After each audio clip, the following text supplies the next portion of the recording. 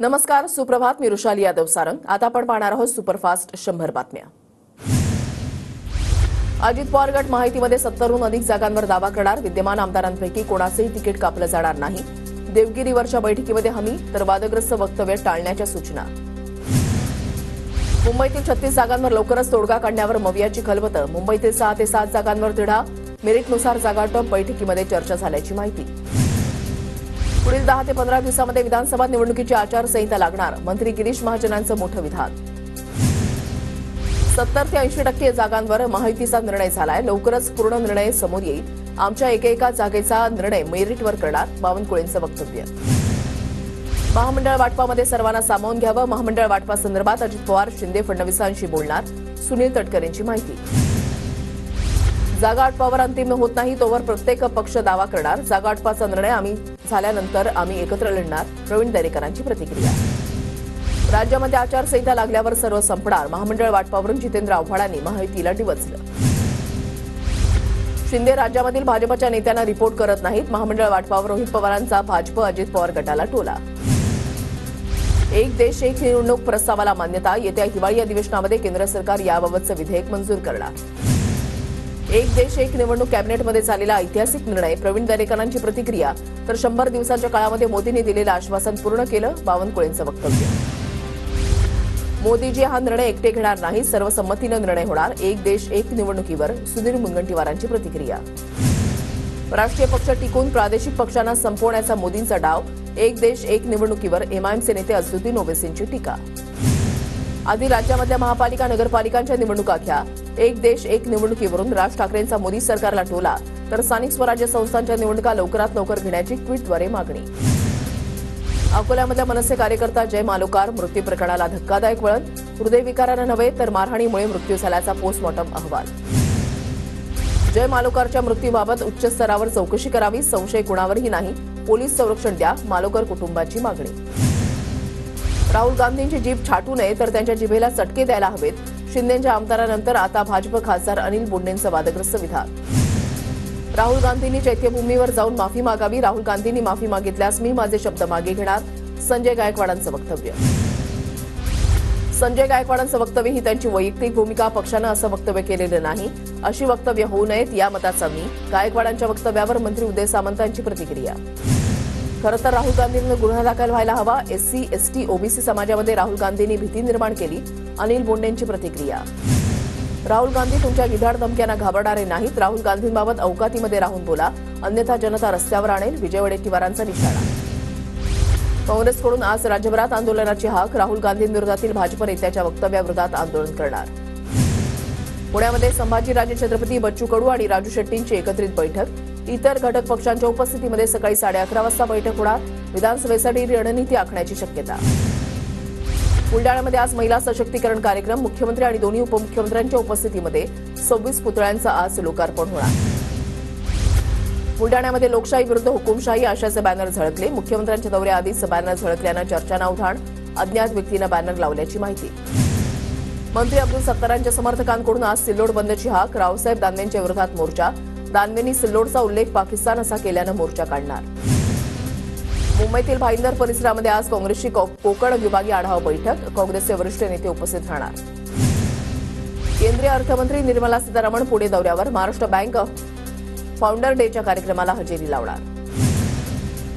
नितीन गडकरी आणि शरद पवार सांगलीमध्ये एकाच मंचावर येणार. 4 ऑक्टोबरला मराठा समाज संस्थेच्या कार्यक्रमाला दोन्ही नेते हजेरी लावणार. भाजपचे माजी खासदार संजय काका पाटील यांची माहिती. केंद्रीय गृहमंत्री अमित शहांचा 23 तारखेला विदर्भ दौरा. विदर्भातील विधानसभा मतदारसंघांचा आढावा घेणार. विदर्भातील 62 पैकी जास्तीत जास्त जागा भाजप लढण्याची शक्यता. पंतप्रधान मोदी आज काश्मीर दौऱ्यावर. दुपारी 12 वाजता श्रीनगर तर 3 वाजता कटरामध्ये मोदींची जाहीर सभा होणार. सुरक्षा व्यवस्था तैनात. सुप्रिया सुळेंना राज्यापेक्षा देशामध्ये जास्त रस. सुळेंच्या मुख्यमंत्रीपदाबाबतच्या चर्चांवर शरद पवारांची प्रतिक्रिया. तर मवियातील मुख्यमंत्रीपदाचा चेहरा निवडणुकीनंतर ठरू. एका मुलाखतीमध्ये पवारांचं भाष्य.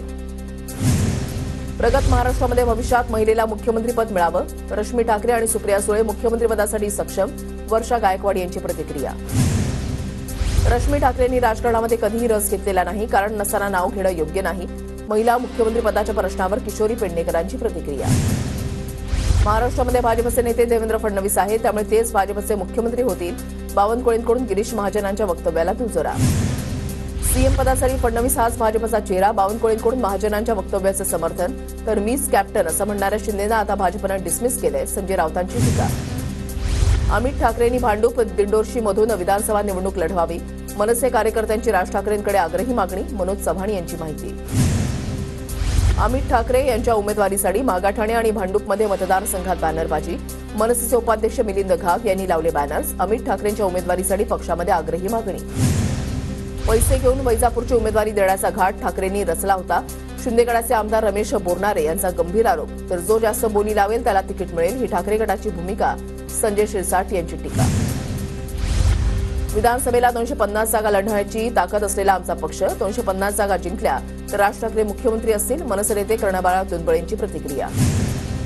ठाकरे गटाच्या संजय दिना पाटील यांच्या खासदारकीला आव्हान. शपथपत्रामध्ये आईच्या नावाचा उल्लेख नसल्यानं अपात्र ठरवण्याची मागणी. शहाजी थोरातांकडून पाटील यांच्या खासदारकीला आव्हान. वर्ल्ड अॅग्रिकल्चर फोरममध्ये महाराष्ट्राला दुसरा जागतिक कृषी पुरस्कार. कृषी विकासासाठी शिंदेंनी उचललेल्या पावलांची दखल. पुरस्कार शेतकऱ्यांना समर्पित. मुख्यमंत्री शिंदेंचं प्रतिपादन.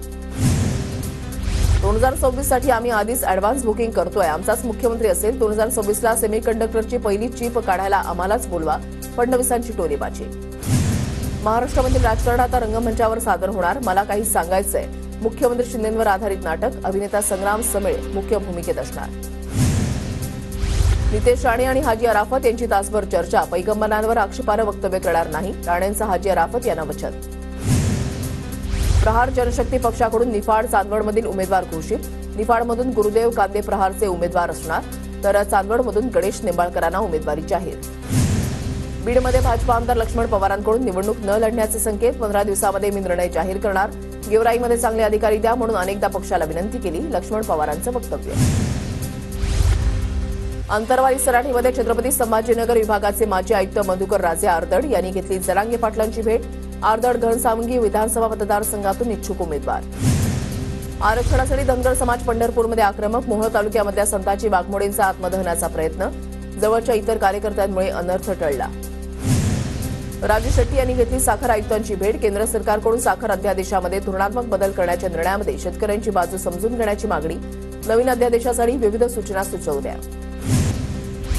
बदलापूर अत्याचार प्रकरणाचा एफआयआर व्हायरल करणाऱ्यांवर कारवाई करा. पीडित मुलीच्या आईचा पोलीस ठाण्यामध्ये अर्ज. शिंदेगडाचे शहर प्रमुख वामन म्हात्रेंनी एफआयआर व्हायरल केल्याचा आरोप. पंतप्रधान मोदींच्या वाढदिवसाच्या निमित्तानं 1 ते 31 ऑक्टोबर दरम्यान 25,000 मोफत आरोग्य शिबिरांचं आयोजन. फडणवीसांच्या वैद्यकीय कक्षाचा उपक्रम.